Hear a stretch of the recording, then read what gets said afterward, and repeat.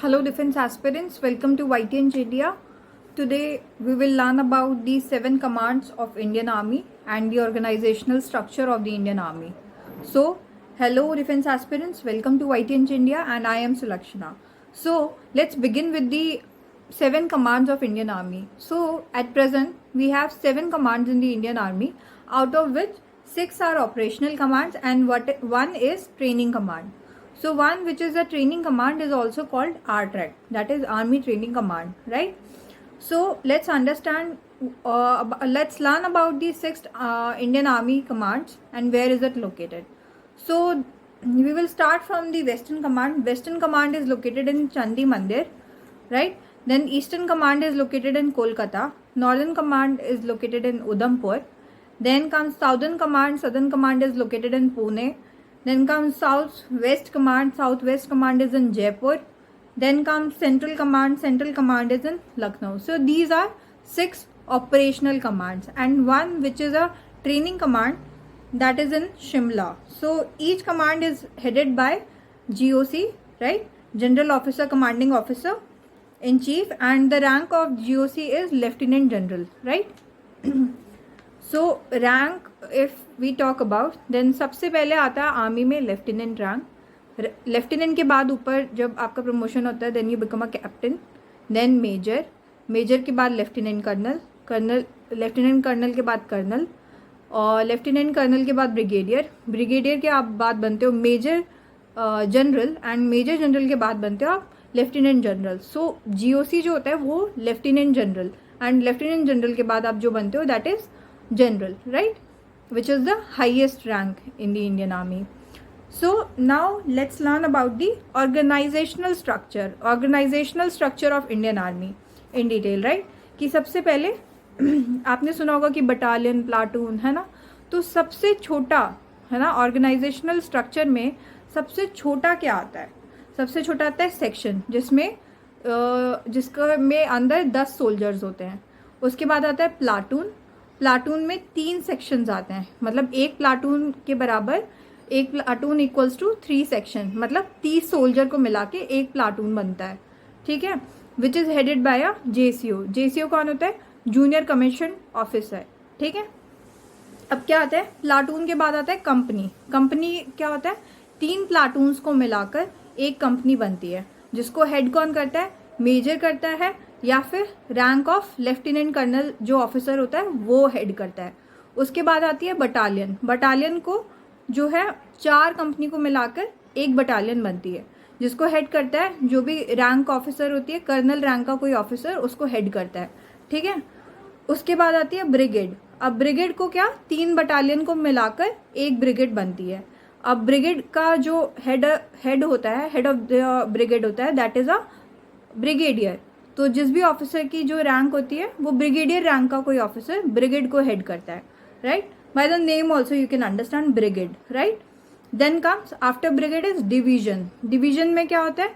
3 या 4 ब्रिगेड को मिलाकर एक डिवीजन बनती है. अब डिवीजन को कौन हेड करता है? मेजर जनरल, ठीक है. कोई भी ऑफिसर जो मेजर जनरल की रैंक का है वो उसको हेड करता है, ठीक है, डिवीजन को. अब एट प्रेजेंट इंडिया में 37 डिविजन्स हैं इंडियन आर्मी के अंदर. So remember 37 divisions at present in Indian army, okay. So this can be asked in the SSB interview, and if you don't know simply you can say that you don't know, but it's better if you can learn, right. It's better that if you are going for the organisation for Indian army, if you want to get selected for the Indian army, then अगर basic details पता है then it's really good, right. Then division के बाद आता है core. Core को क्या होता है? 3 या 4 डिवीजन को मिलाकर एक कोर बनती है, जिसको हेड करता है कोई भी ऑफिसर जो लेफ्टिनेंट जनरल रैंक का होता है. सो कोर को हेड करता है लेफ्टिनेंट जनरल रैंक का ऑफिसर. उसके बाद आती है कमांड. सो कमांड जो है ऑर्गेनाइजेशनल स्ट्रक्चर में सबसे टॉप मोस्ट होता है, that is command. So command के बारे में हमने पढ़ाई कि 7 कमांड्स है ना, जिसमें 6 कमांड्स ऑपरेशनल है, एक कमांड जो है दैट इज ट्रेनिंग कमांड. फिर से हम एक बार रिवाइज कर लेते हैं कि जो 7 कमांड्स हैं वो कहाँ कहाँ पे लोकेटेड हैं. तो सबसे पहले western command Chandi Mandir, eastern command Kolkata, northern command Udhampur, southern command Pune, southern western command Jaipur, central command Lucknow, and जो लास्ट है that is training command, that is in Shimla, right. So command को कौन अब हेड करता है? Command is headed by GOC, ठीक है, general officer commanding in chief, who is of the rank of lieutenant general. Okay, so with this we understand that there are 7 commands, and हमने structure भी पढ़ लिया कि कैसे सेक्शन, प्लाटून, है ना, ऐसे सो ऑन, ऐसे हमारा ऑर्गेनाइजेशनल स्ट्रक्चर चलता है कि सेक्शन में 10 सोल्जर्स होते हैं, उसके बाद प्लाटून आती है, उसके बाद कंपनी, देन कंपनी के बाद बटालियन, बटालियन के बाद ब्रिगेड, ब्रिगेड के बाद डिवीजन, उसके बाद कोर, उसके बाद command. So it's like SP, SPC, B²D, SPC, B²D and C². So it's very easy. You can learn it like this: SPC, B²D and C², right? SPC, B²D and C². So इस तरीके से आपको याद रहेगा कि SPC आप करोगे तो SPC मतलब पहले हो जाएगा आपका सेक्शन, प्लाटून, कमांड, कंपनी। सो SPC तो सेक्शन, प्लाटून और कंपनी में चला गया। उसके बाद हमने बोला B², तो B² में पहले बटालियन आएगी, बटालियन के बाद ब्रिगेड आएगी। अब उसी हिसाब से, उसी हियरार्की में जो कम रैंक के ऑफिसर्स होते हैं वो सेक्शन को, जैसे सबसे पहले हमने बोला कि सिर्फ सोल्जर्स होते हैं, फिर प्लाटून में सिर्फ JCO कमांड कर लेता है।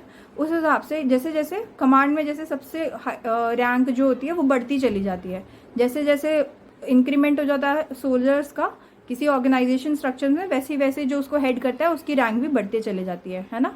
जैसे JCO के बाद फिर मेजर, फिर है ना lieutenant colonel and so I hope you can understand now the commands of the Indian Army and the organizational structure of the Indian Army. Keep watching YTH India for more SSB updates. Thank you so much.